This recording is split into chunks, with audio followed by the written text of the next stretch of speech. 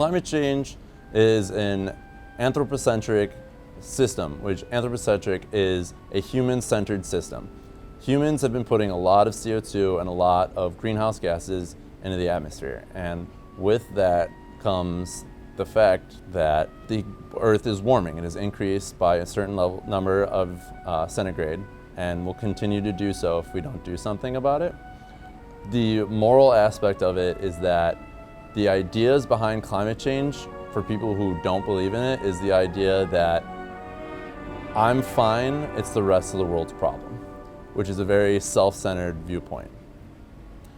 Not being able to help your neighbor or look out for the world and have it be a better place for your children and grandchildren is a very self-centered ideal that is not, it's going to lead this world into a very dangerous, unhealthy place to be.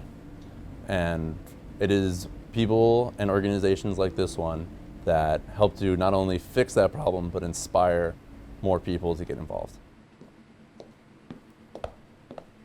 The Center for Negative Carbon Emissions started out back east at Columbia University and then came to ASU within the last year. The ultimate goal of the CNCE is to take large amounts of carbon dioxide out of the atmosphere and reinsert it back into the ground.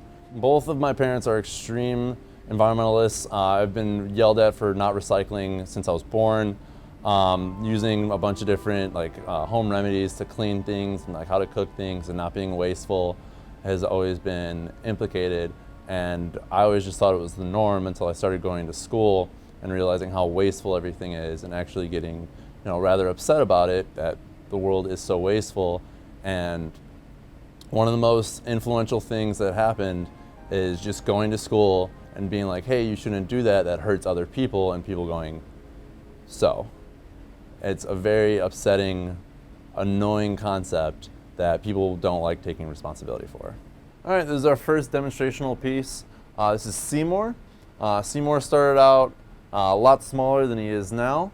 The main concept behind this guy is with the high dosage of red light, plants in greenhouses are able to grow faster, but with that you also need extra water and a higher concentration of CO2.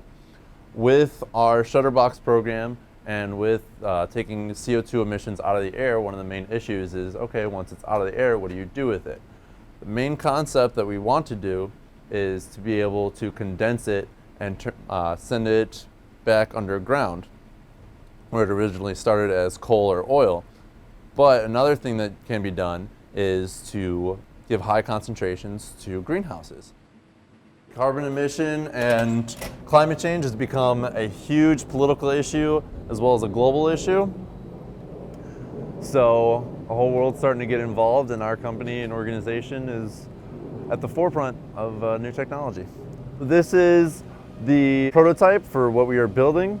The way that the machine works, or that the Shutterbox works, is the first apparatus will drop down, and then this sprayer on the inside will wet it. As soon as moisture hits the apparatus, it'll start releasing CO2 as it absorbs the water. That CO2 is then concentrated into certain levels and drops into a pump that is behind. Inside that pump, it is measuring the CO2 content. Once it reaches a level of about 0.5%, the motor kicks in and starts pumping it out. That CO2 can then be pumped into the greenhouse, be pumped into an algal tank, or it can be pumped and concentrated into containers. The future for the CNCE will hopefully get to a larger scale. The way that it works right now, they are taking CO2 out of the atmosphere, but it's at a very small rate. The current designs and plans are set to build machines that will take 1 ton of CO2 out of the air each day. Knowing that what I do does have an influence, it is being looked at by many scientists.